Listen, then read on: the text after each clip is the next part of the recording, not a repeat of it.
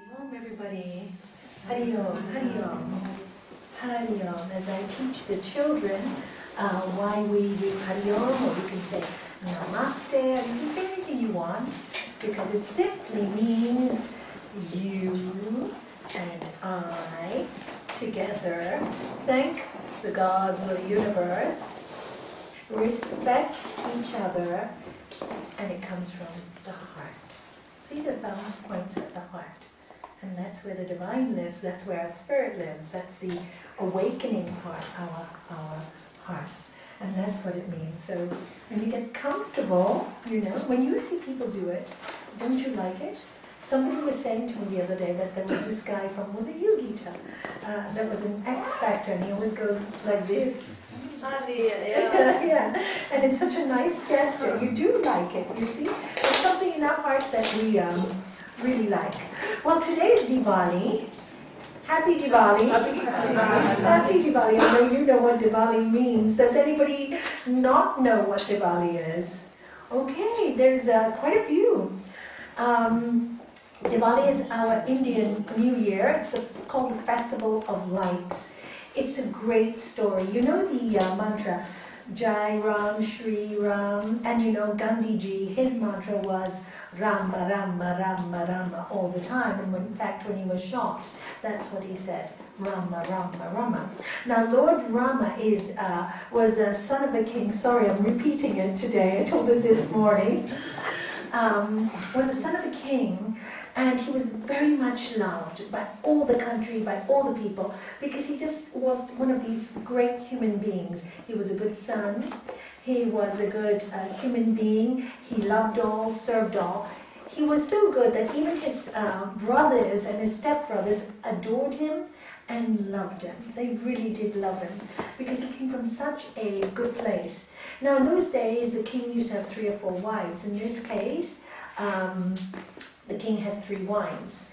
And the 3rd wife, when she found out that Lord Rama was going to be chosen for the king,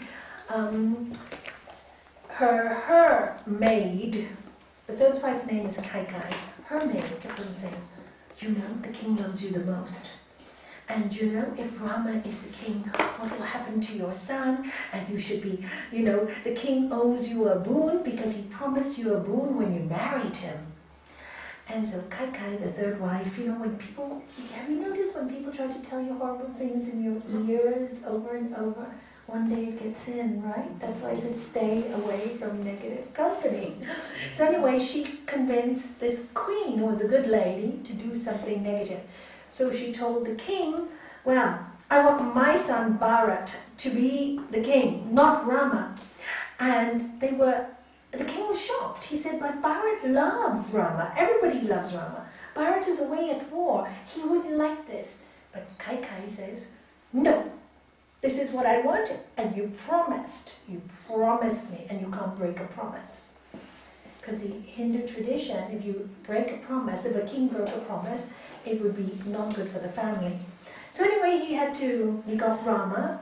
And what the queen wanted, Kaikai wanted, was for Rama to be banished to the forest for 14 years, so that her son could be king. Because she knew while Rama was there, Bharat wouldn't have the post. Anyway, so there Lord Rama goes to his father. His father's really hurt, crying. What is this? Why have I promised this? My son, don't go. He said, no, Dad. You have to be honorable. You have to be honorable, and I will be honorable. Do not be angry at Kaikai. I will go, and I'll go on my own, and I'll come back in time. And so Lord Rama went. All the city was crying. They all loved him. And Bharat was away at war, so he didn't even know this was happening. And of course, when Lord Rama went, his wife Sita, who loved him very much, said, even though she was one of the most spoiled and looked after princesses, she said, I will not leave you. I will go with you. And his brother Lakshman from the 2nd wife, I will not leave you. You need someone to protect you. I have to protect you till I bring you home again. So they all decided to go with him into the forest. And so they went there, and while they were there, Sita was kidnapped by Ravana, who was the demon king from Sri Lanka. And this demon king kidnap Sita. And then the whole of the Ramayana is how Hanuman, the monkey god, helps Rama and they save Sita. And after 14 years, when the battle's all done, they go back to Ayodhya and he reclaims the kingdom. And it's called the Festival of Lights. All the women of the city and everybody said righteousness has come back, Rama has come back, and they all light candles. Now I've made the short story really short, but the Ramayana is really fabulous. It is a fabulous, in fact it's studied in Oxford and Cambridge University because it's so true to our lives. So, when you read it, you think, this won't happen, but I have seen so many things in that text that, people fall for so much of the trouble when they're not honorable. And we study the sutras, we study especially the yamas and niyamas, and this is where Lord Rama really worked with his yamas and niyamas. And that's why he was so respected and so loved and so cared for, because he behaved in the most honorable manner with everyone. So we're going to show you, are you showing that one first? Yes. Okay, we're going to show you a snippet, short version of what Diwali is from the internet in cartoon form. I think you'll enjoy it.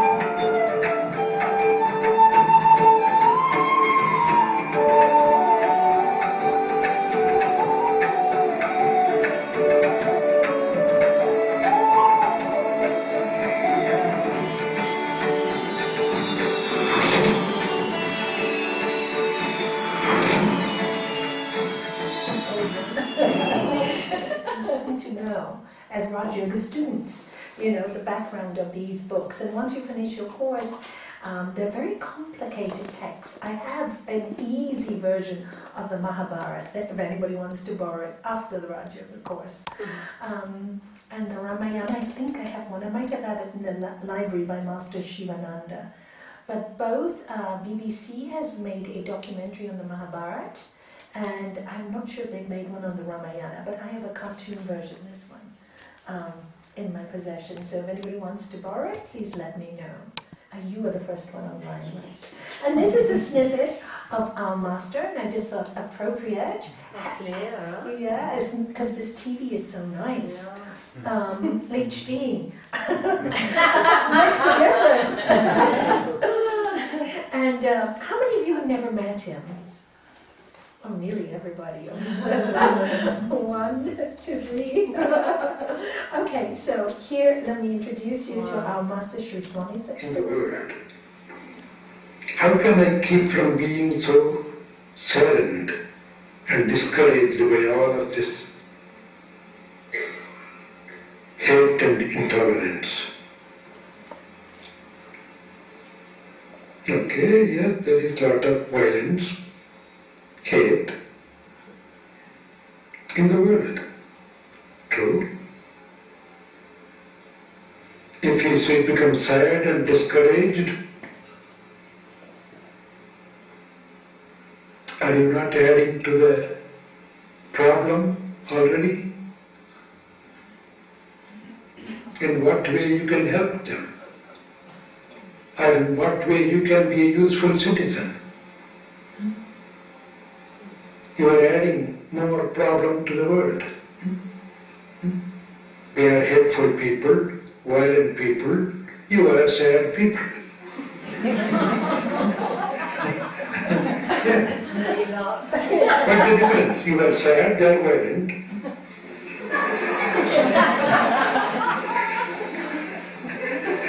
Neither of you are going to help the world. So at least you can make the world a little better by not getting depressed. Balance your mind. Yes, when you see the violent things, when you see undesirable things happening, think in what way I can do something to better the situation without getting depressed, without becoming sad. You have to first of all maintain your equanimity, whatever the conditions are.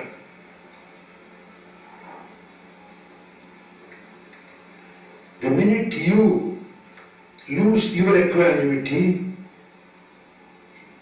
you are in no condition to help others. On the other hand, you are adding more to the problem.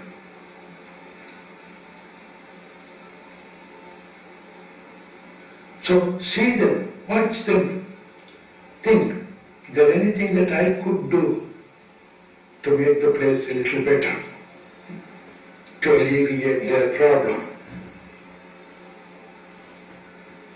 without losing your peace. And I thought this was perfect today for the yama. We're covering the yamas today. We finished non-greed last week, didn't we? Yes. Nobody remembers? Yes. What happened? Page 142. Did we finish or didn't we? About greed. Half, not all the way, right? We didn't finish the second part of non-greed. What page is it, Shanti? 142. Yes.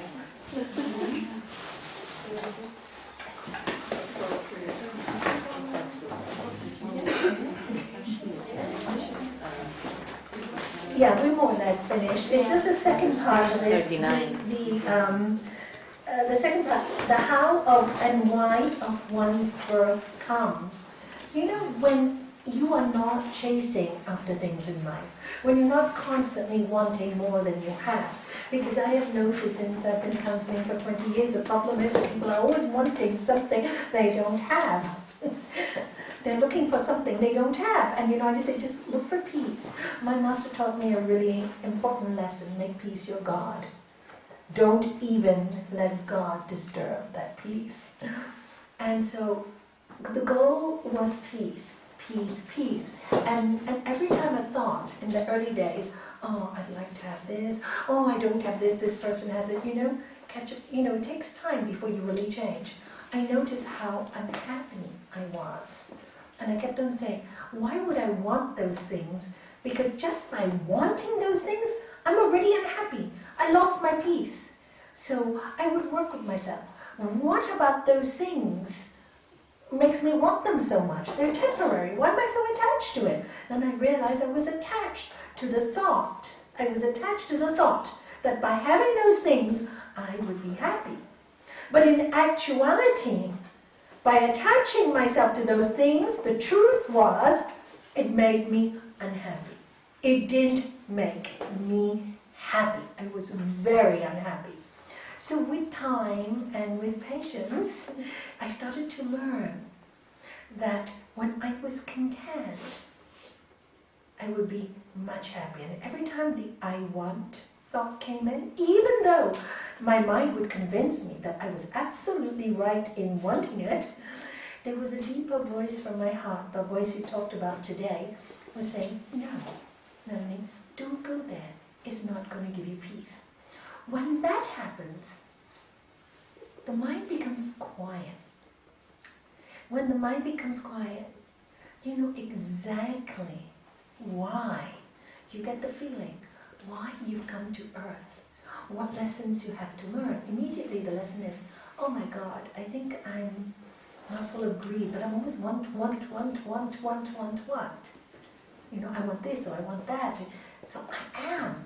So I've got this body, this marriage, this life, because all of it has come to teach me non-violence, truthfulness, non-stealing, moderation, and finally, non-greed. And then you understand why, at least this is what happened to me, why I had to go through all the trauma I did, which I thought I did in the first years of marriage, the very hard years, became suddenly, oh, now I understand. You know, once you understand, once you know, once you just really know, then that anger goes by itself. It goes. You don't have to struggle with anger.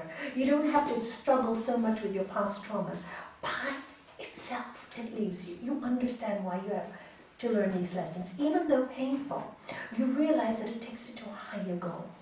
So everything in your life suddenly makes so much sense.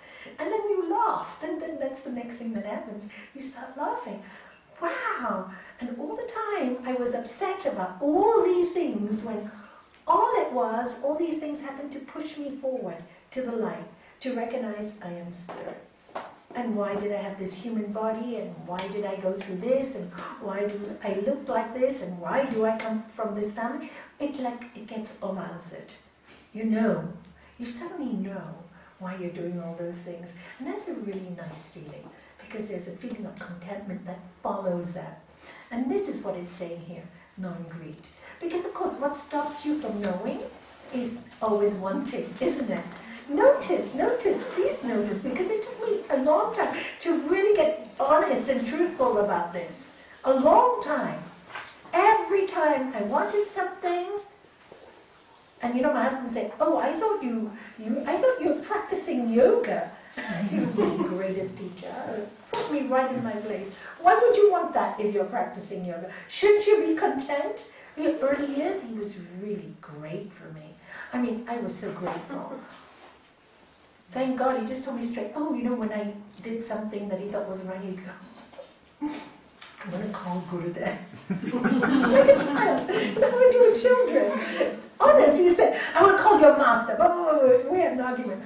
And the early days, I said, no, don't call him, don't take the phone. And a few times, a few years later, please, when I knew I was coming from a place of right and not wrong, I said, please pick up the phone, ask him what he thinks. I'd be really happy. Here's the phone, call him. Tell him what you think of me. Tell him that I told you this. Please, tell him straight everything. No, he never threatened again. Why? Because at that point, I had got my balance. It takes time. It does take time. But while I was not in my balance, he challenged me all the time, pushing me to the extreme, pushing my ego. You know, I used to call him, I used to tell him, you're really good for me, you're my ego basher. And in fact, when he passed away, one of the things I was worried about is who's going to bash my ego? Who's going to teach me now, who's going to put me straight when I'm wrong? So, and it was funny because I got so used to it after a while. It was good, I wasn't angry about it. It was wonderful. But he used to feel bad in the end because I had changed. And then he didn't want to scold me anymore. He started changing. And so it's a process, and the process is very beautiful if you're just patient with yourself. Just be really patient. And while you're going through the process, you're going to have lots of tests and see how big your ego is, how proud you are. Of just because you have a little spiritual knowledge, you think you know it all. That's what my husband used to tell me. He was absolutely right. I knew nothing. He was so right. I'm really so grateful that I had him. Really knocked me in the head. But I'm grateful I don't have to be knocked anymore too. It's not easy. It is really not an easy thing to go through. So now we go to Sutra 40, and now we are touching the niyamas. What are the yamas? Who can tell me? What do they mean? Abstinence. Abstinence. To stay away from what? Violence. To stay away from lying. To stay away from stealing. To stay away from overreaction. Right? To be moderate. And finally, what is it? From greed. From greed. Thank you. So are you all clear? So can you say it to me in Sanskrit? Let's try. Ahimsa, satya, asteya, brahmacharya, aparigraha. Good. Aparigraha. Again. Ahimsa, satya, asteya, brahmacharya, and aparigraha. Yeah, keep practicing it with your friends all the time so it becomes really comfortable for you. Yeah?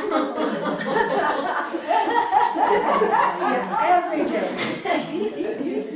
So now we go to the niyamas. And now we go to the niyamas. And the first niyama is, yes. Can I ask something about the abstinence and then the yamas? Because it's keep away from abstinence, but then it says satya, which is truthfulness. It's almost like keeping away from truthfulness. So it's keep away from lying by practicing truthfulness. Okay. Yeah, I know they use the word abstinence very broadly, but when they say practice, like for example, brahmacharya actually means moderation, right? And asteya actually means non-stealing. So keep away from the stealing. Keep away, ahimsa. Ahimsa is violence.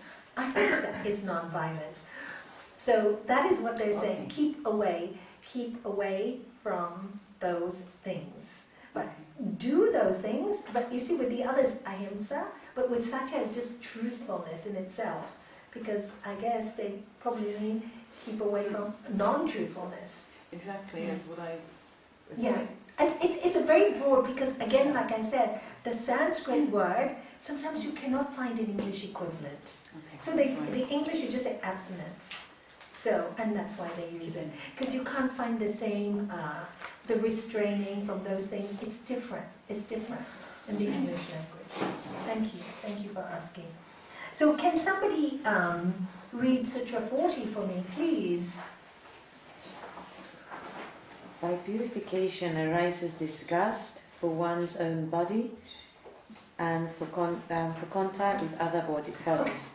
Okay, great. Now this sounds really strong. I would like to change the word there. Instead of disgust, detachment. And then if you look at the footnote, please turn it to page 144, the editor's note. This sutra should be understood in the light of a particular stage of discrimination on the part of a spiritual aspirant, where, for the sake of a higher goal, one develops a natural disinterest in the body and in the intercourse with other bodies. However, it should be remembered that this disgust is not the same as aversion, and that, as all the sages and scriptures have said, it is only in the human birth that a soul can attain spiritual realization. With realization comes the perception that the body is the temple of the divine consciousness and is, in fact, nothing but that same divine consciousness. So it's a very strong word here, but so change it for detachment. And by purification, what does purification mean? Purification means keep your mind pure. As Gurudev said it, equanimity of mind. Keep it peaceful. Keep it neutral. Keep it pure. And how do you keep it pure? Anybody, how do you keep it pure? pure thoughts. Watch your thoughts. Watch your thoughts, they become your words. Watch your words, they become your actions, right? Watch your actions, they become your character. Watch your character and it becomes your destiny. So watch those thoughts. So keep in mind how you think. You know, like I said last week, do the exercise, get up in the morning. How should you get up? Thank you for another day, positive, bless the world, pray for the world, take a few deep breaths, and then attend to life. You know, purify those thoughts. And the second part is also, there is a saying in English, cleanliness is next to godliness. Your body is your temple. It is the temple that houses the soul. Whether you like to believe it or not, this body is going to die. And it's just the equipment for the soul and the spirit to live in. So look after that body. I remember many years ago, you know, when I was giving a yoga class in the temple, in the early days, not many people taught hatha yoga in Gibraltar. And one of my earliest classes, we used to have 50 in the Hindu temple in Gibraltar. And so we had lines of 4 lines. And while I was teaching hatha yoga, I remember there was a young girl there, and she had very black feet. And of course, many people have this idea that, you know, yogis should have matted hair and be dirty and be smelly. I don't know where they got that from, I really don't, you know.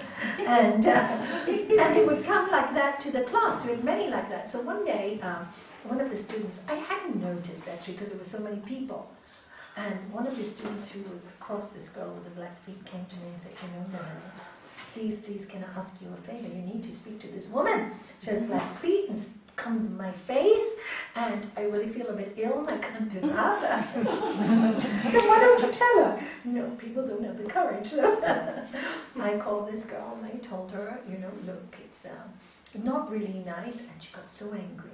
She said, I thought we should be detached from the body, and you are so attached to dirty feet. I said, look, it's not about detachment. The fact is, when your feet smell and dirty feet is in somebody's face, it's dirty.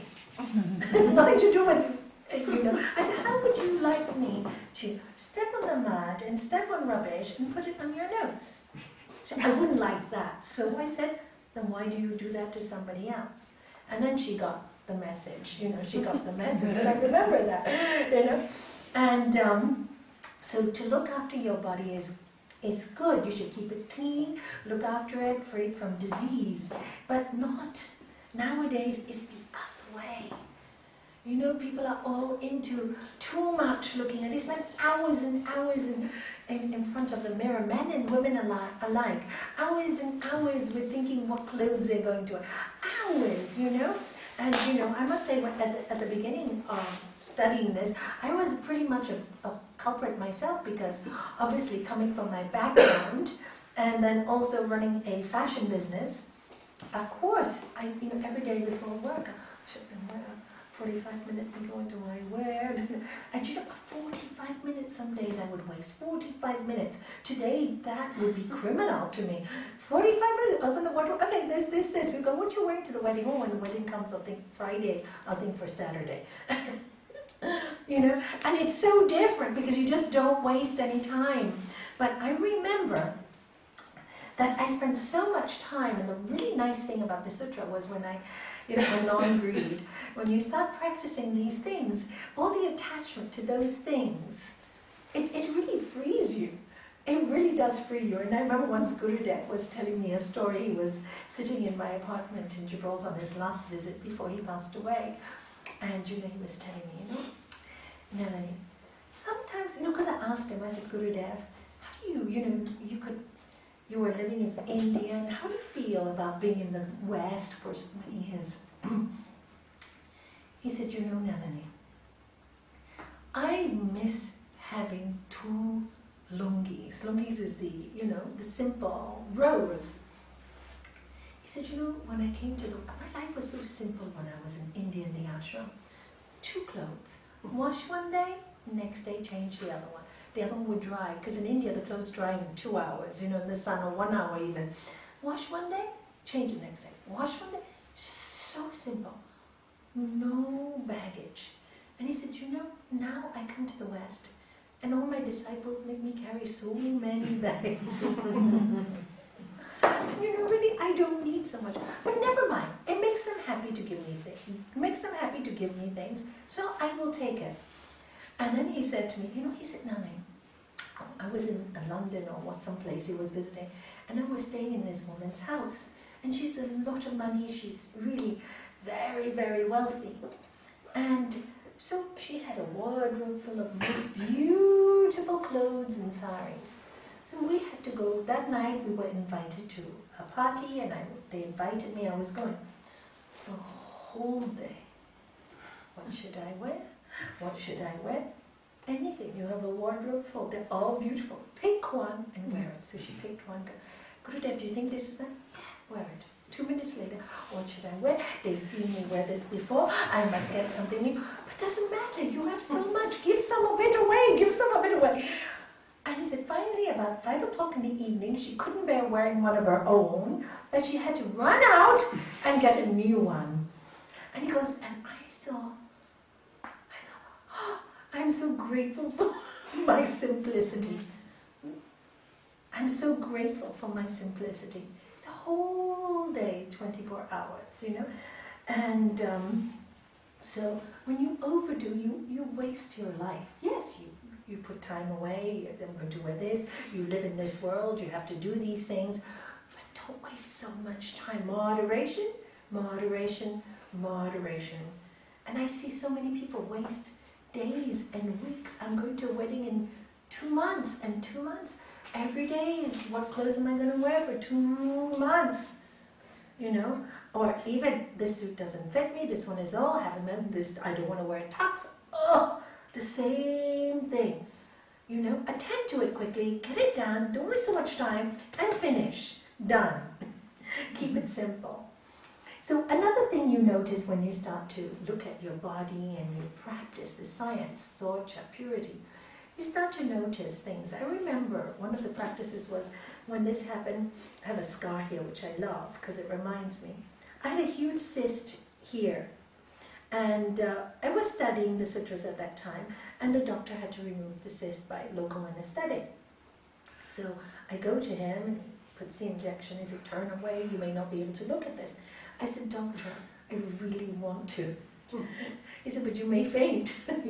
I said, no, doctor, because I'm really studying yoga and I want to know that I'm not the body. He really thought I was mad, you know. But I tell all the doctors that look after me the absolute truth. I never try to pretend who I am, you know, or not. I said, you know, I know the body is my instrument, so, you know, I'd like to see what you're doing with it.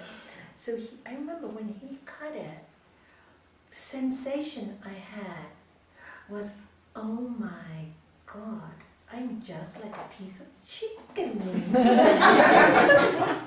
Because I used to cut the chicken for my husband to make him fillets, right? And then I thought, oh my God, that's all I am. I'm just inside of a chicken leg, the same, with tissues. And I thought, and that moment was like such an awakening moment for me. It was like, I'm really matter, I'm really spirit, you know. This is just the outside. I'm no more. I'm the same as the animals. It was a real realization. And I love the scar because anytime I forget that, I remember who I am. I'm not this body. I'm not this mind, immortal self. I am. And so it was really, really, really, really good for me to understand this. Now, what happens when you start to realize that you are not this body and you are not this mind, you're really immortal? You will enjoy. There's 2 ways you can do this. I think this was written for one way, which I learned. One way is you really start to detach from all the world and you can isolate yourself. You prefer to isolate yourself, and that is also okay. You start to really renounce the world because maybe that is your character, or maybe that is somebody's character. My character is not like that.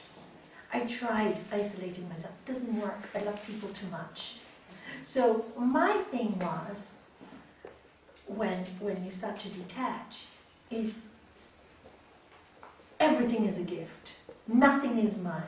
Love it all. Don't use anything too much. Don't use anything too little. Equanimity of mind. Just love it all.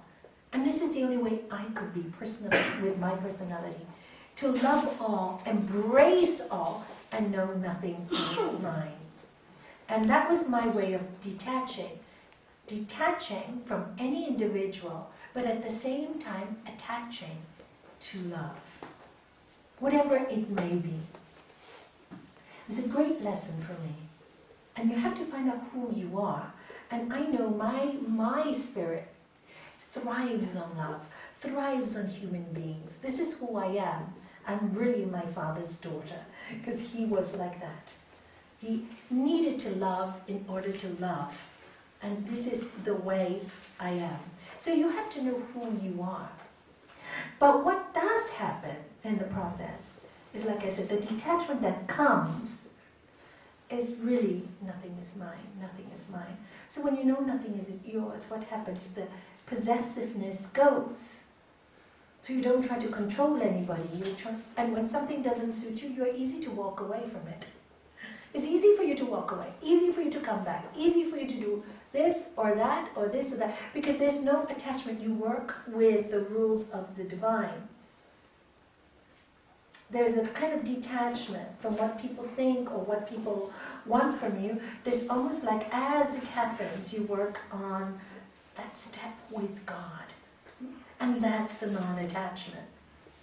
Even to your own ideas, even to your own belief system. Every time you're being taught, the belief systems break down. And that is what happens with this process. At least that's the way it happens for me. And new rails start, and there's always more to learn, and there's always more to grow. And when you think there's always more to learn and more to grow, the excitement comes because you're inspired to live in the spiritual world, because it's so much more magical.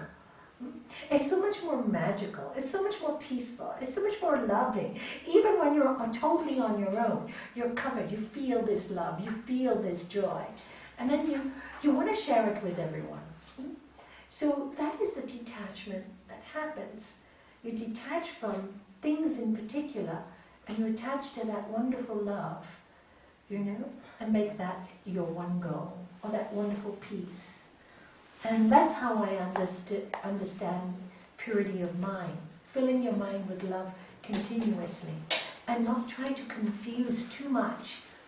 Because that is the confusing part. Human love is very conditional. So you have to accept, when you are involved in human love, there is going to be this up and down. And what you have to do is go transcend it and watch the up and down. And no, human love is like that. It is like that. And don't worry so much about it. It's the way it goes, up and down, up and down, up and down. It's human nature until we learn to love it all, the ups and the downs. And then there is a peace in the up and there's a peace in the down. And that's the solidity we're looking for here. The equanimity, the balance, the balance, the balance. Got it? The balance. And so, as Lord Jesus said, blessed are the pure, they shall see God. Our master always kind of, how I understood it, he would say, Nalanie, look at the scales. I always think of the sign Libra for some reason. Look at the scales. And he said, when nothing is in them, they're totally balanced. And another thing, he also said, when you start yoga, it's like a pendulum, In the beginning, when you start yoga, you kind of go all the way the other way, you get too enthusiastic, da-da-da-da-da, and then you come down the other way, back a little bit, and then finally the pendulum will go like this, and then it'll go like this, and then one day it will stay still. But initially when you start, it has to go like this. So there are lots of changes, lots of understanding, lots of things to go through. That's why I always say, be patient with you. Be patient. It's like a pendulum. When I first started, it was so much excitement, better than 2 years down the road. Is this it? Well, nothing's happening, I'm stuck. It's not. You don't realize it's so much growing. And I remember every time I used to call my master and say, Gurudev, what should I do next? And he would go, you're doing what you need to do. He goes, oh, why does my Gurudev want me to do more? Gurudev, should I do more pranayama? Should I do more this? Should I do more that? No, you're doing what you need to do. And I would get frustrated because I wanted him to give me some magic practice that was going to take me to God. And he goes, you're doing what should be done. And later on, of course, I was so grateful because what he was teaching me is not what you do makes you divine. You are already divine. Recognize. Because I've been the sort of person that would really have gone extreme in my practices. Thanks to my guru, thanks to my husband, and thanks to my son and daughter that kept me straight. You're a mum too, you know. You're a wife too, you know. You're a mother. And all these things, yes, I have to balance. It was a great, great teaching. So, thank God for a good master. So please read this. It's a lovely sutra. And it doesn't, don't use the word disgust because a lot of people misunderstand it. Detachment occurs when you practice. Nothing is yours, right? Is your home yours? Is your home yours? You think it is? Really? So many people have lost homes recently, yeah? So many. What is yours? Strength. You. The real you. Your spirit is yours, you know? Soul is yours. And that is light. And more people are realizing that. It's easier for people to see that truth now. It really is wonderful, you know? You hear people out in the streets now speaking about awaken the spirit. Wow, yeah, finally they're getting the message, you know? We've been stuck in materialism for so long. Finally, I see this years. Everybody say, doom and gloom 2012. All I've seen in 2012 is thousands of souls awakening to the fact that they are soul and spirit. Thousands. Every day I hear people. I get emails hearing of people wanting more about to know more about their spirit and their soul. Not in the way of religions, but in the way of spirituality. A lot of people have got so lost with the religions, not because of the religions, but the people who run the religions and the power and fear they put into others. And there should be no fear. God is love. So it's really wonderful to see that. Really, really, we're living in a very interesting time where all of us can make a great impact, helping others to recognize that they're soul. Hello, wake up. You know you're not going to be here forever. Hello, wake up. Where are you going to be forever? Short time here, long time there. You know? Which mansion of your dad's do you want to go to? Lord Jesus said, my father's mansion. What? My husband, there are many mansions. My father's home, there are many mansions. So, as you think, yeah. So, if you lose your body and your mind is sick, what will you see? Sick.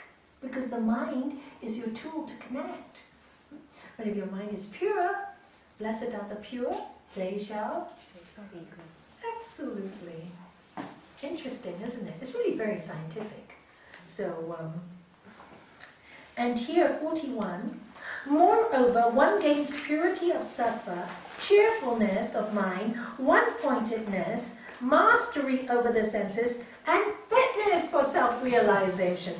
When you practice purity of sattva, sattva means, you know, we talked about sattva, rajas, and tamas, and I said I'll give you a session on that. Sattva means that's the state we work towards. Peaceful state. Peaceful state. Moreover, one gains, by having these pure thoughts and looking after your body well, as much as you should, what happens, and looking after your body also means doing hatha yoga, doing exercise. These things are very important for our body. We need to exercise. And if you don't like hatha yoga, go for walks, but exercise. Every day we should do some. One gains purity of sattva, cheerfulness of mind. Why would you be cheerful? Because you're thinking good thoughts, as you think. So have you known one real master miserable? I haven't. Our master was really very funny. He was so funny. Very direct, very straightforward, but very funny. All the real masters I've met are always funny and always cheerful. Dada Vaswani, who knows, he's 92 now. You know, he's always smiling. You walk in and he's smiling. He has the most beautiful smile in the world. And Mother Teresa, when I met her, she just shone like a lamp, you know. So all these greatest, and she was always smiling. And when I went up to her, and she goes, I said, Mother, can I have a hug? And she went, sure, looking at me. I was so happy. I wish I could find that photo. I don't know who took it. Somebody took a photo of us, and I don't know who did it, because I was just like so, I would have loved to have it, because I love her so much. She just walked into the room and I started crying, I remember. So, one-pointedness. Of course, when your mind has no nonsense in it, you can focus, can't you? When is it you can't focus? When you're thinking about other things. For example, many times you're sitting here, you're listening to me, but you're not really listening to me. You'll catch one word, two words, and half the time the mind is taking that one sentence and already thinking something else. So you've maybe lost 4 sentences in the interim. Some of you know, but some of you, yes, I can feel it, right? So it's normal. So of course, when you go home and you'll take 1, 2, 3 things, but you may, many times it's happened to me. People have taken things out of context. And I've said one thing, they've heard the one thing, and then I explain spirituality is a paradox, right? They haven't heard that. They haven't heard the second sentence, and they go home and they eat their brain out about that one thing, but they didn't listen to the end of the statement. So they get confused. Many times it's happened. And I go, well, didn't you hear the rest of it? No, you said this, but I also said this, and this. It's really very interesting. And that's fine. That happens all the time. But when you get a peaceful mind, you're able to pick up things very quickly. Why? You're focused. It's nothing that thinking of yesterday, tomorrow, all these desires, can't deal with this, can't deal with that. No. Simply, you're there. Where are you? In the now. Mastery over the senses, you gain mastery, because if you can control your mind, you can control many things. Everything. So if you make your mind pure, it's much easier to control your senses. Why? The pure mind will say, this is bad for me, I will not do it. This is not right, I will not do it. It will tell you. It will tell you from your heart. It will talk to you. And finally, and then you become ready for self-realization. Isn't that nice? So by the practice of purity, this is what you gain. What do you gain? Cheerfulness. Mastery over the senses. Say, cheerfulness. Cheerfulness. So why aren't you smiling if you're cheerful? Smile more. Have fun. This is wonderful knowledge. It'll make you free as human beings. So, and this one is really good. By 42, by contentment, supreme joy is gained. You can do it for them, because my arm doesn't go up so well. Okay. By the practice of contentment, supreme joy is gained. All say that with them. Put your books down and really do this. It makes a difference when you do it. We did a Raj TT in 2009 at King. It was intensive. You were there, right? Intensive 17 days.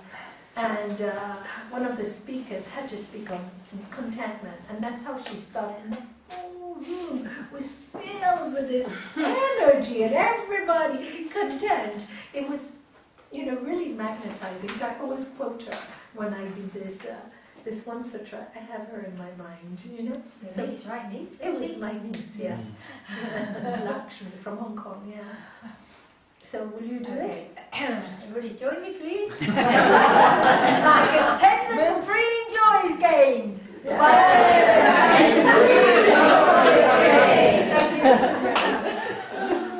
She's always content, she's always joyful, right? You see it, when a person is content, they're always joyful. You can't be anything else. Yeah, every day she goes, no, I'm really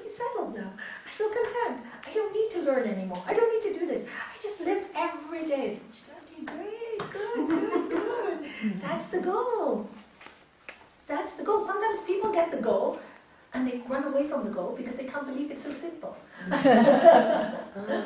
They think they have to know more. What do you have to know about peace and contentment? It's just here, right? I've known people, I remember once, yeah, it's really interesting. In my early days, I really appreciate all these people who taught me a lot about life. I was giving a talk at a school, because we didn't have our yoga center at that time, and this highly, highly intelligent scientist and priest, actually, there were two, one scientist and one priest, that came to the talk. And the scientist, after I had given the talk, of course my early days, and he started really questioning me about different things that I never studied before, you know. And for some odd reason, I don't know, I really till to this day don't know how I answered him, but I did. I really don't know. But I did answer. Then I said to him, after answering 2 questions, he was really attacking, and everybody was there getting nervous. And I asked him, I said, you know, fine, you have all this knowledge. I don't have your knowledge. I told him, I'm not a scientist. I said, can I ask you one simple question? He said, what do you want to ask me? I said, do you have peace? And he answered me, no. Point taken. Because he was so intelligent, he got the point. Point taken. So, what's the point of having all the intelligence? Then, many times in my life, I have met many on the spiritual path. I remember I had somebody who called me one day, another highly intelligent man called me up, and he said, Nalanie, I need help. And I thought, he's calling me, wow, what an honor. I really was so honored to be able to help him. I had great, great, great respect for this gentleman. You know, I went to his house and I saw him depressed, fallen. This man so well read, you know. I thought he was very spiritual. Everything, you know, everything life could give him. And he was so depressed. And of course, when I started talking to him, I realized that all he had was all the mind stuff, all the intelligence, all the, it should be like this and should be like this, but there was no peace. He had no peace because he was trying to analyze God and the universe with his mind, and you can't. And when I told him, you can't do it with your mind. The books are here to give us the knowledge so we can do it from here. And that's why the meditation. He'd read every single book, I think, scripture, Hindu scriptures, all the Vedas, much more than I had, on meditation. But you know what? He never sat down to do it. Never sat down to do it. So that's when I taught him, and thank God he called at the right time, because we were able to help him get out of his depression. Because sometimes when they call very late, the depression is very difficult to, because very intelligent people can really play with their minds, and they go into very dangerous places, you know. You read about it, was it the author Virginia Woolf? Did any of you read her or study her in school? Yeah, she committed suicide in the end because her mind was too smart. She was too much stuff in there. That all these questions and no spiritual answers, they can go a little crazy. I've seen that with quite a few people. That's why I say work from your heart, work with your experience, work with life. You know, because and some people who just study all the scriptures, I see they become so imbalanced also. And the Bhagavad Gita says, don't think you know it all by studying the letter of the scripture. Yes? Have you read anything from Carl Jung? Yes, I read Carl Jung when I was in university. That he was balanced. Do I think what? That he was a balanced human being. I've read some of his theories. I read him when I was like 17. What I don't know so much about his life, so I can't tell you about his life. I was 17 years old when I last read him. I don't know if he's very balanced, but I know that one of his theories was totally correct. Because when he realized that people could only be healed, and it's the only thing I've kept from him, all the rest I've dropped, so I probably didn't find the rest interesting. He realized that people only healed when they got in touch with their super consciousness. which the super consciousness is what is attached to the higher consciousness, what we call self-realization. And that's all I remember of Carl Jung. Well, I'll read his life and let you know. How is that? I strongly recommend Memories, Dreams, Reflections. I would love to. That was the last book he wrote, and he had nothing to lose then. I would love to read that. Was he balanced? I think so. Wonderful. When you look at the photo, painting on the cover, then I think you get it. Can you tell me the name of the book again? Memories, Dreams, Reflections. Okay, I will get it. Thank you. I read it when I was studying psychology in school, but I remember that's the one thing I got from him. And he had to have a self-realization to come to that theory. Had to. Because you can't come to that and not have self-realization. Because really, ultimately, in my life, I have seen people have healed when they heal from inside out. Not outside in. I see psychology has been wonderful. It helps them to get rid of all the, subconscious stuff, but then the superconscious stuff. Like for example, when people are lying a lot, they can never find peace. So a lot of the depression is based on their life being untruthful. Or when they're doing something, when they're breaking one of the yamas and niyamas, I see they're not peaceful. But when they work from inside out and they say, oh my God, I have realized that the core problem is I'm not being truthful. This is why in our center I tell everybody two things. If you can't practice anything else, practice truthfulness and ahimsa, non-violence. Practice those two. Because in much of the counseling I've seen, when people don't practice those two, they become very sick, mentally and physically.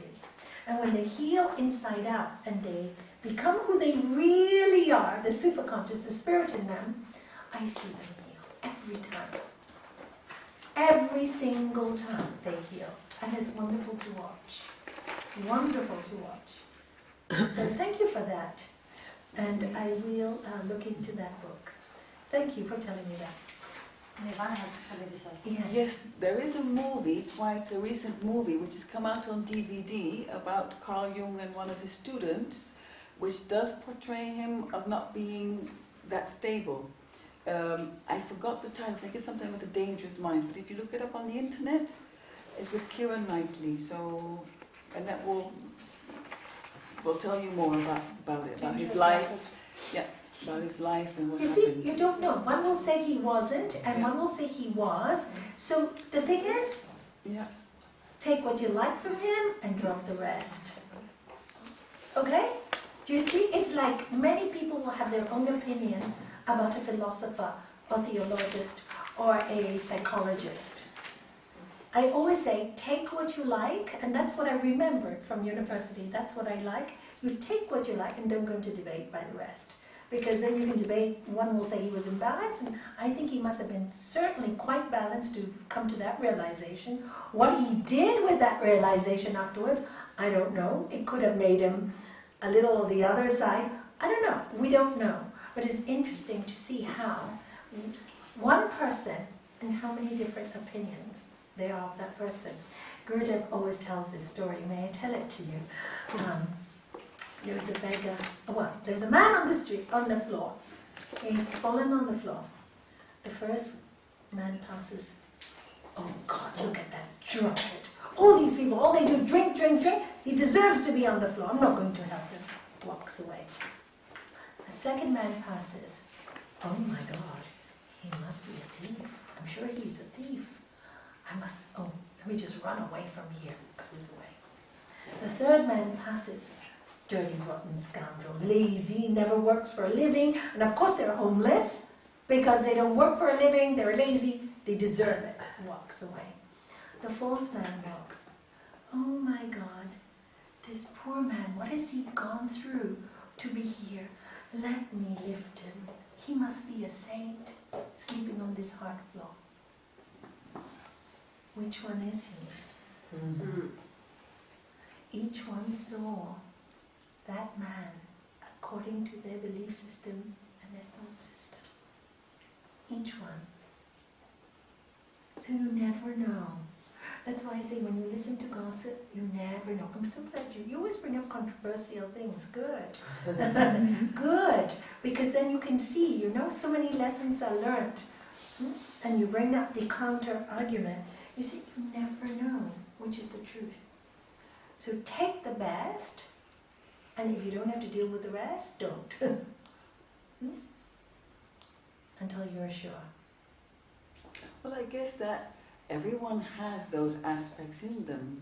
Everyone. So Carl Jung, I'm not saying that he was unstable, but this film portrays Depicts it. him, Yeah, yes. and I think he was just as stable and unstable as we all are, and he had his brilliant moments, but he had his weak moments as He well. lived a very long life. Yes, and he, That's yeah, proof. yeah. He So, didn't kill himself. This is why I started it.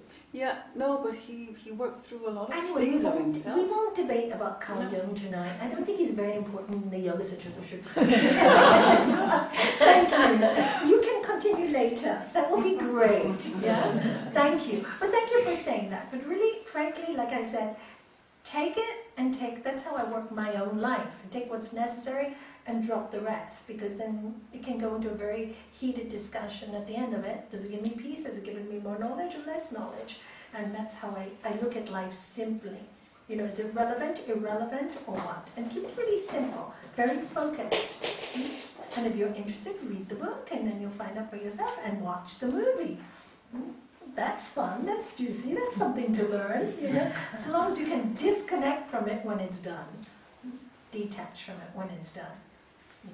Ask a question, you get the answer, and finish. And this is really important about getting and letting go. Getting and letting go. Getting and letting go. And not getting stuck to anything. So, by contentment, what is gained? Supreme joy! Yeah, everybody knows that. When you're content, when you're happy, that's it, you're joyful. And one of the simplest rules in this sutra is stop complaining, find solutions. If something goes wrong in your life, are you very stressful enough, isn't it?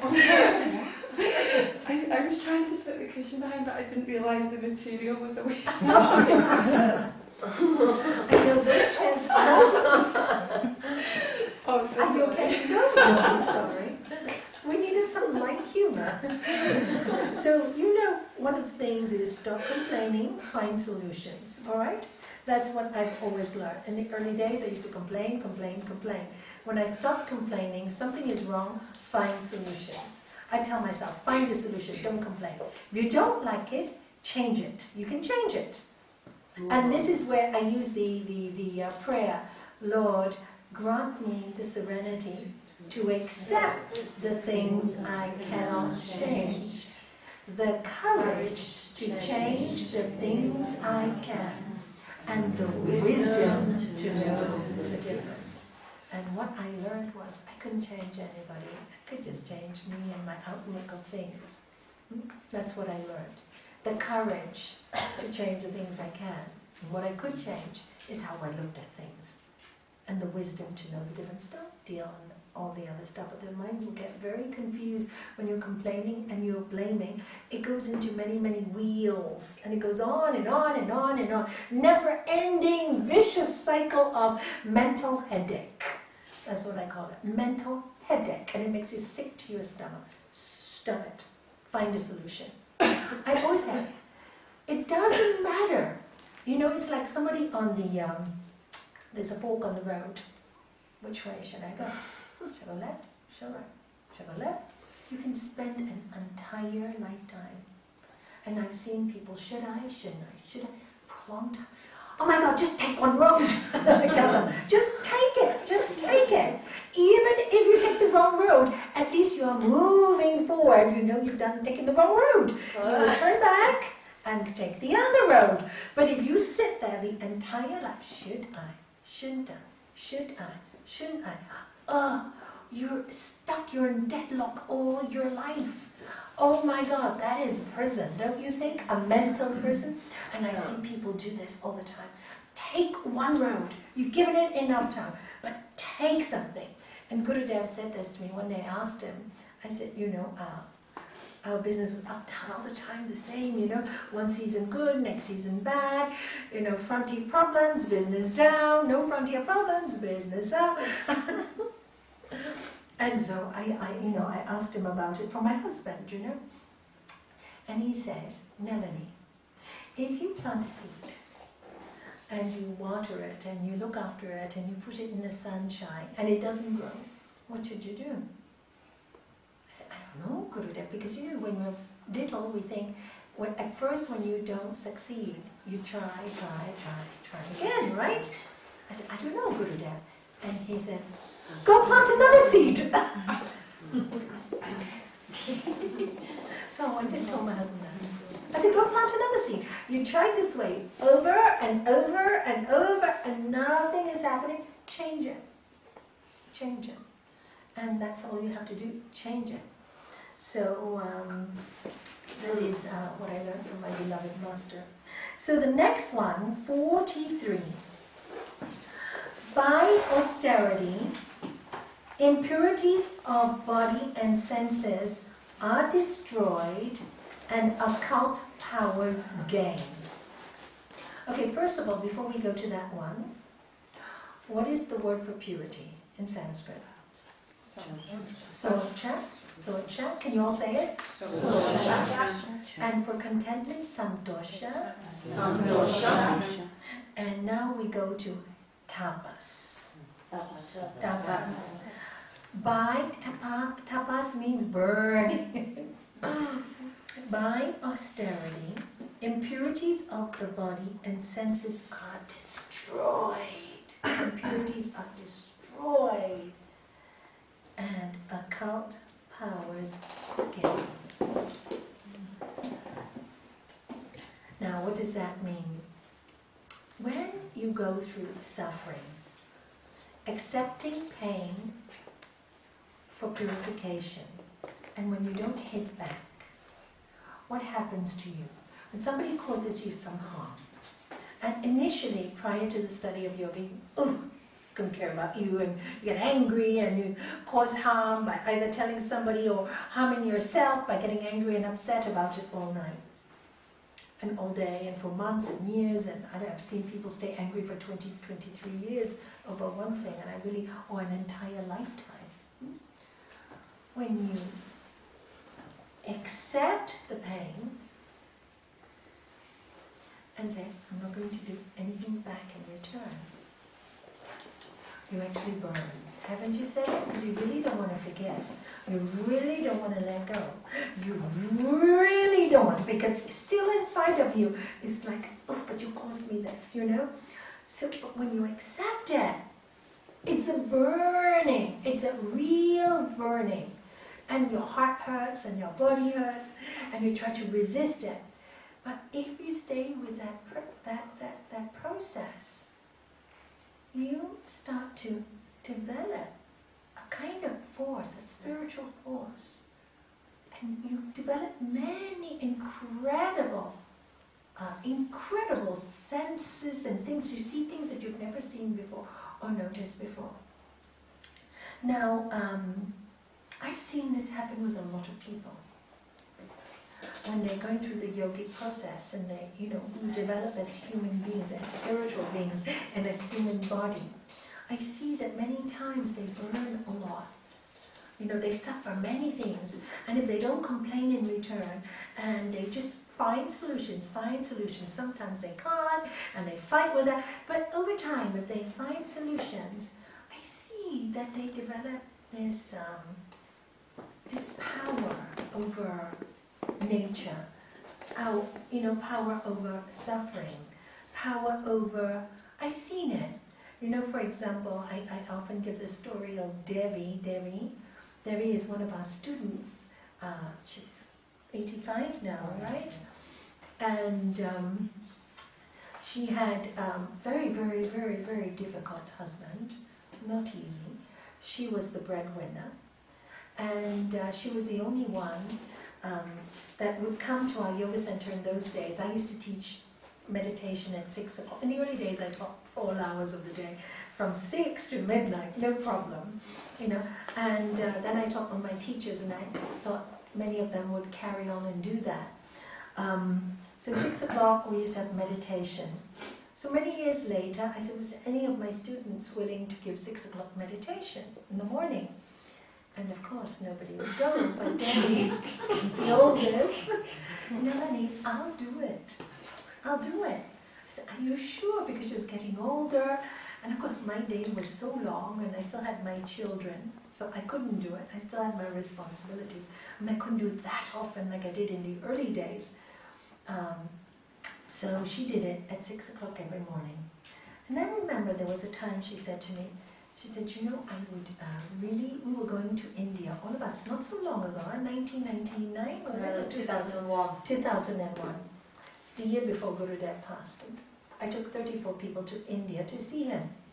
And so I really want to go to India, but I don't have the money. So I said, Devi, you know what? Just put your name down.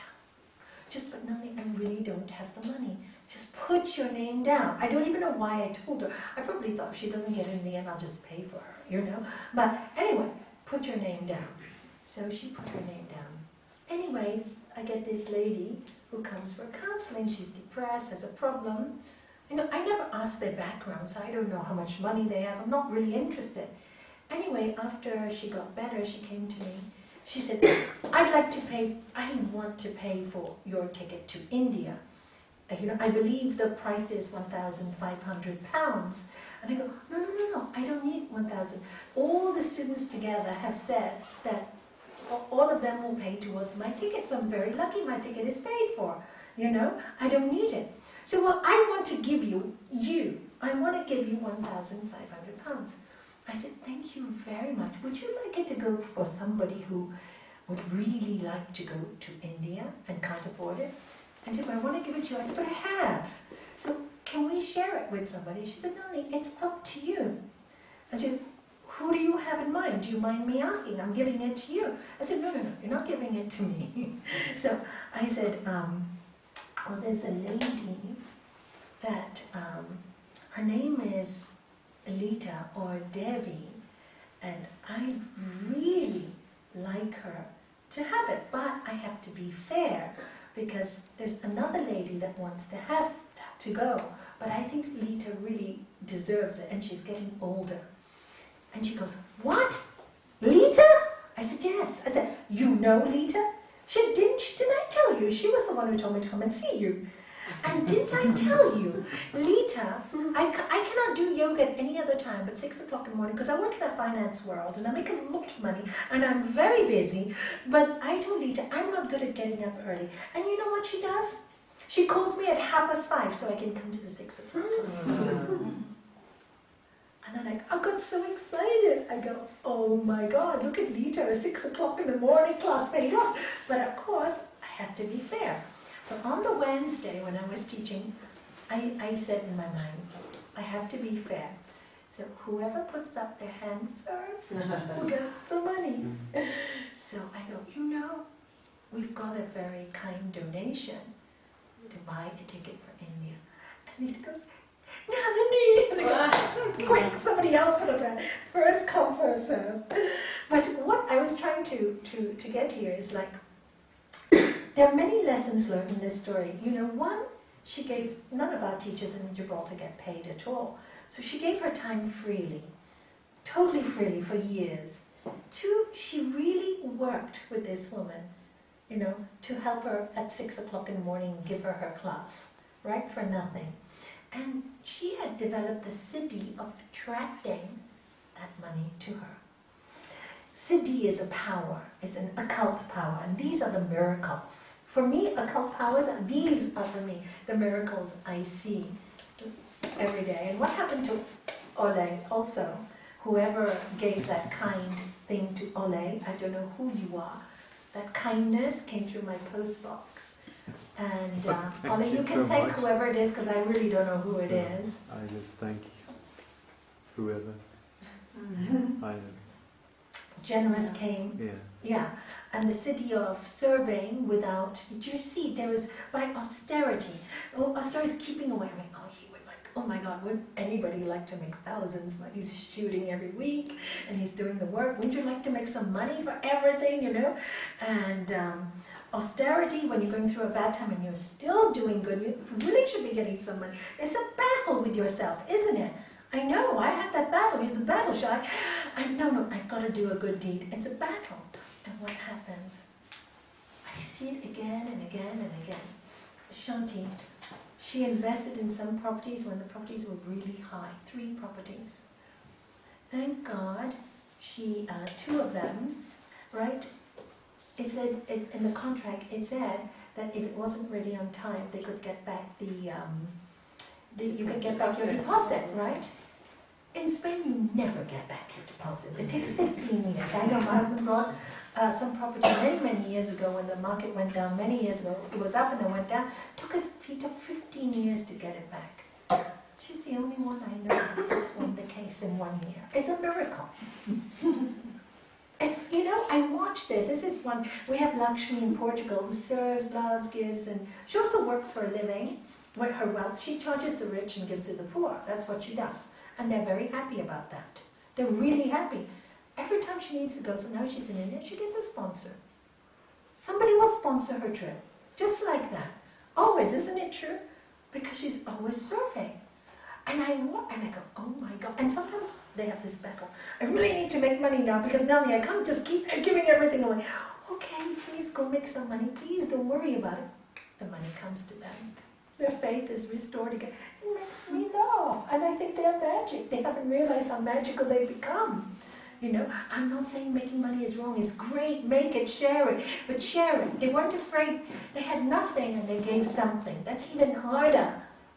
It's easy to give something when you have something, but when you have nothing and give something, you watch these people get showered. And in my life, I've seen by austerity, the tapas, the burning, the questioning, the fighting, the internal fight. I mean, none of the exterior is really important. What is important is what's growing inside of you, you know? When somebody hurts you very badly and you don't want to hit back anymore and you hold that pain and you watch them prosper in their life for a short while. I also have seen, many people have said, Nalanie, oh, they've done so much bad, why are they prospering? So please keep your mouth shut, don't interfere. Don't even wish them bad. Because every action has an equal and opposite reaction. Leave it to God. Don't even think bad because then you contaminate your mind. You know, you have the karmic repercussions. They will learn, trust me. And I've always seen in my life, really the good you do comes back to you, the evil you do stays with you. Look at Devi, right? The good she did came back to her. It just came back to her. And like that, I can tell you thousands of stories that I've seen in my life, one after another. And it's really incredible. And then, of course, with the austerity, another thing for austerity is, another meaning of austerity is making time for your spirit. Making time for your spirit. Keeping time aside for, I've decided I will get up at 6 o'clock in the morning and I will meditate, do my hatha, and, I'll keep this spiritual time for me. Austerity is difficult. It is difficult because you want to do this, you want to do that, and if you have children, it means you have to get up extra early. Let me tell you, make that effort. I did. It paid off. So I normally used to, before yoga, get up at 7, 7:30, even 7:45, rush out, give the kids breakfast. I always had breakfast with them, always got up with them. And yoga, I realized I couldn't stop that because that was my motherly duty. So what did I do? Get up 1 hour before. And it was austerity, especially in winter. Freezing.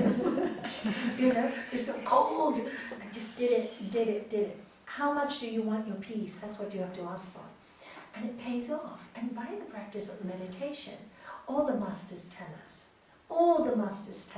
you will gain clairaudience, clairvoyance. Sometimes you know things, you just know things. And you hear things. You hear the inner voice. You know things. You develop a lot of gifts. You get a lot of visions. And really, that to me is the miracle of life. It really is. So sacrifice is not a bad word. It's a wonderful word. you know, sacrifice for your children. When you sacrifice for them, it's not sacrifice because what are you're giving of your own time, but you're making children rich in soul language. You're making them rich. One day it pays off. I tell you, it pays off. And those parents that have it, I remember I had a young girl come to see me. She obviously she'd married a man who beat her up. She's only 25, had 2 children, got involved in another relationship. He was a drug addict, left and came to see me. And anyway, when I was counseling her, she was so angry. And then I realized why she suddenly became so angry. It was when she was a child. She was left with her grandma all the time. Her parents went to work all day and many times partied the weekend, but she was always with her grandma. And of course, her grandmother died when she was 18, 19. So her security left her. She couldn't relate to her parents. She was so angry with them. She was angry that they had never spent time with her. They were only interested in making the money. And so I tried to heal that with her. So I brought the mother in. And the answer, her mom said, but we did it for you. The first thing she said to her mom, did you really do it for me? Yes, you gave us things, but you didn't do it for me. You and Dad had your time out. You and Dad went partying. You and Dad just dumped us with Grandma. Grandma did it for us. She loved us because both her and her brother had problems. I also got to see her brother. We were brought up. She sacrificed for us. She stayed home, and you didn't do anything for us. Now it's convenient for you because Grandma's died and you need us. That was the answer. So then I counseled the mom. And of course she cried a lot, she admitted. I said, now it's too late to do that. So now try and heal the situation. Your daughter just needs a lot of love. You know? So she tried. The mother really tried to make amends. At least it wasn't too late. It was hard, still a hard relationship. I'm talking about 15 years ago. But the son and the mother is totally healed. But the daughter's still a little difficult. What can you do? So that's why she went into wrong relationships, looking for that love, looking for the grandma had died, the security had died, and she was so angry with her parents. So sacrificing is not a bad word, it's a good word. I see people who look after their old parents. Oh, and that's Louise tonight. She really wanted to come here today. You know Louise? The British Airways. Her father is very sick. She said, could we all pray for him tonight? So we will, yeah? So she had to go today. She may not be able to Saturday as well. She's gone back to, I think where did she come from? Dublin. Dublin. So she's gone back there to be with him. He's going to be operated tonight. So she left today. So she sent her apologies and she's gone to see him. So, you know, many times you have to give up your time and look after these old people as they get older, you know, and it's very hard because it is a sacrifice. It really is a sacrifice, and I really do understand it, you know, because when you're looking after a sick person, stick with it, stick with it. Don't run away from it, stick with it. And when you do your duty well, I see these people develop a gift. Look at Nuria right here. She stuck with her sister who was dying of cancer. Well, every day in the hospital. She became her sister's mother and father, I think, and confident. Her parents could not face it, but she could. And she stood strong beside her sister, sacrificed everything to give her sister peace. And as a result, I see many good things are happening to her. And more will happen. In fact, I met one of your colleagues the other day who said you're in charge of this new counseling team, right? Congratulations. Well, in charge is a bit too much, but I'm part of it. Well, that's what she told me. She said you were heading it. See, I get to hear. Yes. Just wanted to share an experience on the topic of sacrifice. For me, I was very, with the word sacrifice, had a deep reaction, and it was very loaded and negative. And I really sort of had to look into it. What does it really mean? Why am I reacting so much to it? And it was, you know, with old religious stuff and very negative, sacrifice. And I learned really that sacrifice is giving up small pleasures for deep joy. I like that. And I feel like I've experienced that because I live with my mother-in-law, brother-in-law, and my husband. And my mother-in-law is very, very ill. She's mentally ill and she's physically ill in many ways, and we need to take care of her physically and feed her and bathe her, and then this is a daily process. And she's also very negative. Just like my mother, I have a very conflicted relationship with my mother, and they're exactly the same. Interesting. And in the beginning, when I saw what she was like, I was absolutely like, oh my God, how am I going to do this? From the fire to the frying pan. Yes, when I realized that I've come full circle, living with, you know, with my husband, and we all live in the same building. And I thought, okay, let me try to apply what I've learned to this situation. Very dysfunctional family with a lot of problems.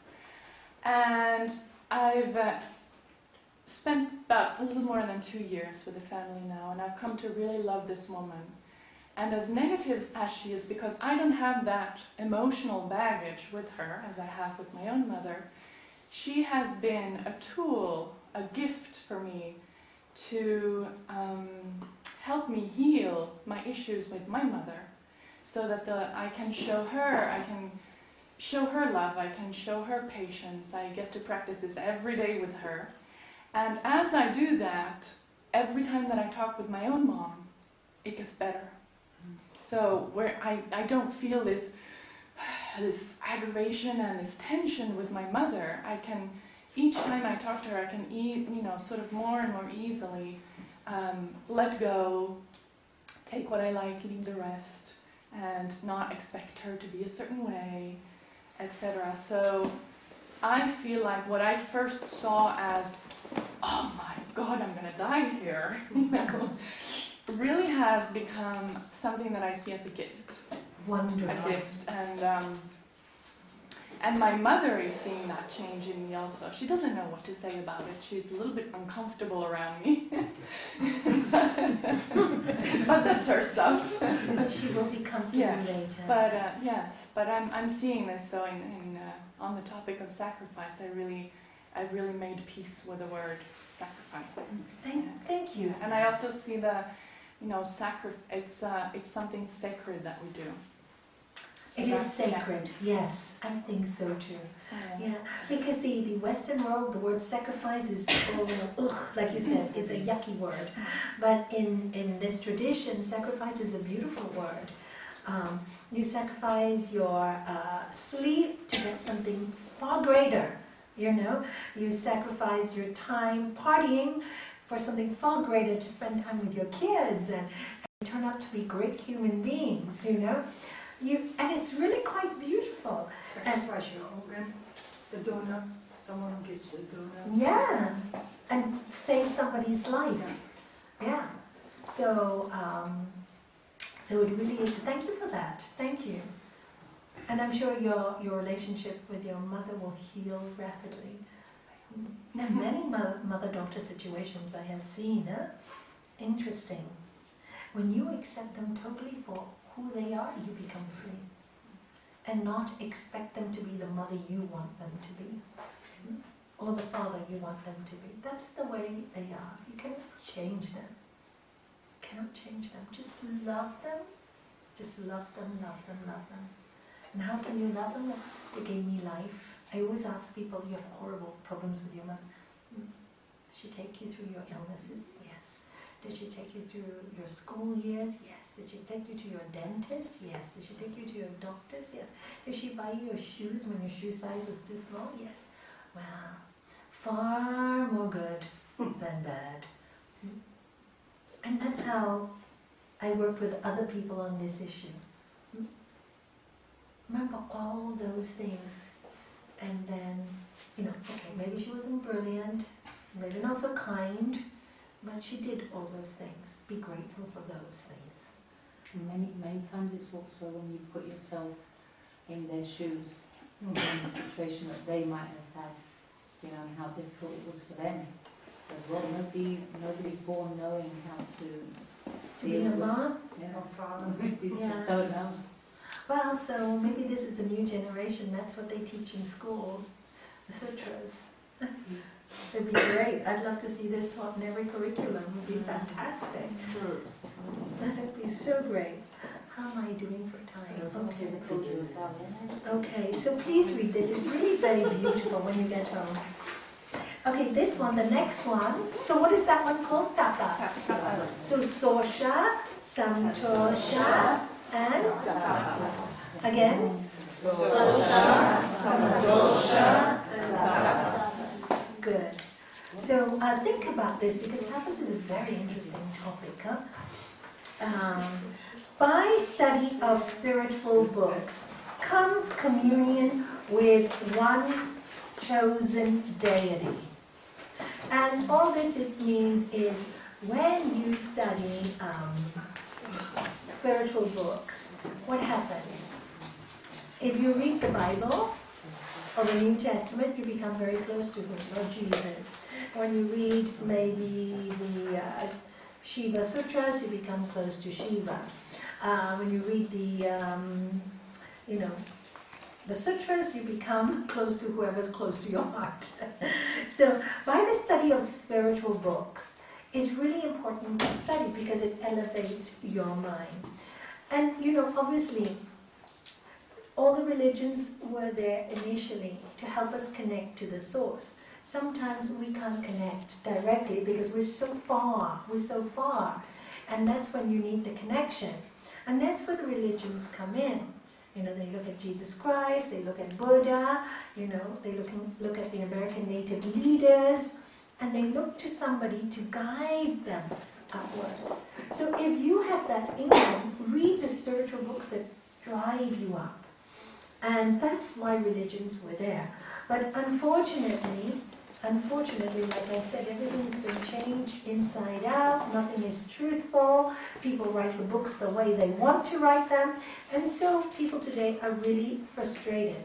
I remember once I was giving a talk in Barcelona. And I suddenly said, Our Father. This chap walked out. He just walked out. So of course the next day I asked him, why did I offend you by saying the Our Father? And then he said to me, Nalanie, we had a very bad time with a Catholic priest during the Franco's regime. They were, conspiring. The Catholic Church was conspiring with Franco, and a lot of people in Barcelona, the freedom thinkers, got killed. And some of my grandparents got killed. And so I just kind of bared that prayer. And then I asked him, do you have anything against Lord Jesus? He goes, no, I love Lord Jesus. So I said, why do you blame Lord Jesus for the problems that man make? Separate the two. And then he got it. I said, separate the two. See? And now every time you hear a prayer that comes from you, already there's anger. This is what creates war. Don't go there. My poor Lord Jesus, he didn't say that, did he? So I said, follow the teachings, and then you won't feel so lost inside yourself, because you really love Lord Jesus. And then he cried, and he said, I really love Lord Jesus. And you've separated yourself from Lord Jesus. Why? Because of a couple of creeps? Is it worth it? And then when he could feel Lord Jesus, and he was very close to Gurudev, our master as well, he just loved him. And he saw the teaching as the same, he no longer had that anger in his heart. So when you read spiritual books, you get very close to your chosen deity. Now, what is your chosen deity? Because sometimes it's hard to think it's everywhere, right? We can say God is everywhere, but it's very hard for the mind to see everywhere. So we sometimes have a deity so that we can focus on one point and then after a point leave the deity. Many times I tell people how I started to meditate is because I needed someone. I didn't think I did. I said, I'll never have a guru. I told my dad. Was I wrong? I should never say never in my life. Every time I do, I have it. Every time I say never, I get it. I said, I never want a guru. I would talk to God directly, etc., etc., etc. Didn't work. I had to have a master. So when Gurudev came into my life and I decided I needed a master, originally, this concept of God, which I had for all those years, that was everywhere, but I still didn't feel it in my heart. I didn't feel it in my heart. So I would meditate initially on Gurudev's photo and think of all the qualities. And that was my chosen deity. And from there, one day it just went beyond by itself. By itself. So, why? Because I was studying the sutras, I was studying the Gita translated by Gurudev, and I could understand it. It made sense to me. It was real. It was real spirit talking, It was sincere. And then I watched his life, and it was sincere. So whatever is sincere, they make very good connections to the divine. So for me, he was my avatar connection. Because they are higher souls, you know that, right? Higher souls, they're, souls that choose to come back to lift people. There are other souls that are not so high. There are many different types of souls in this earth. And he was that higher soul that lifted me from my darkness to the light. So by reading these books and having the vision of somebody achieving it, it made me feel I could achieve it too. And his own words, he said to us, he said, use me for as long as you want. Love me. But when use me as a crutch, but when you are ready, let me go. Let everything go. All concepts go. So, and that happened in its own time. It happens, but I still love him to bits. So, study of spiritual books. Read some Swadhyaya. Read some spiritual book every day. Do you all do that? Well, now with the course, good. Guaranteed. You have homework, and that's why with the essays, guaranteed that you have to think about these things. Have to live in the reality of it. Because that's real. This is all false. That is real. That's the truth. So it's really nice when you start to live in the reality, when you study spiritual books every day. And finally, 45, by total surrender to God, samadhi is attained. This is called Ishvara Pranidhana. Can you all say it with me? Ishvara Pranidhana. Again. Ishvara Pranidhana. Again. Ishvara Pranidhana. Again. Ishvara Pranidhana. And Ishvara is your deity. What you think God is to you. Right? And this is why, again, I fell in love with this master, because the bindu, the bindu is the dot in the middle. I will give you, do they have, is the explanation of the yantra in the manual? Would you know? I can't remember. Okay, neither can I. I never look at the manual. Yeah, so I'll try, if it's not in the manual, I'll give you I think we have the explanation of this and give you all an explanation of the yantra. It's, truth is one, the bindu is, we all come from the same place. So when we meditate, we're going back to that one place. And you can come from any direction. Hinduism, Judaism, Shintoism, Taoism, Buddhism, your very own religion, whatever you want to call it. Christianity, Islam, Sikhism, African, American Native, and finally, no religion. No belief system. You just believe everything is there. That's the hardest to do. But if you can, great. But we all come back to the same place. Truth is one, paths are many. That's why I fell in love with this master, because It was so all-encompassing. As the first person I'd heard for years saying, you know, we're all children of God. Don't separate, join. And I just, for me, that just rang so true. Truth is one counts so many. So, first of all, know what your feeling is about your deity, your chosen deity. Doesn't matter what it is. And focus on that. And then surrender to the highest good, to the highest soul, to the highest that you can be. Surrender. And surrendering sometimes, most of the times, means you experience tapas, you experience violence, you experience pain, but like you said, in the end, it's a gift because you develop something, a deeper joy, a deeper joy. If you just are patient, the deeper joy will show itself to you. That's all. If you are just patient, like anything else, you know, if you want to learn to play the piano, you don't learn overnight. You have to do the scales, do, re, mi, fa, sol, la, ti, do, one hand. And then you try to do with the other hand, and then you learn to play the piano here in this room. Good, so you know. And then you have to put the two hands together. And then you think, oh my God, I'm never going to be able, because this one turns the thumb, and this one turns this way. But then you do it, and after a while you do it with your eyes closed. And after a while you're playing a whole song, even without the music anymore.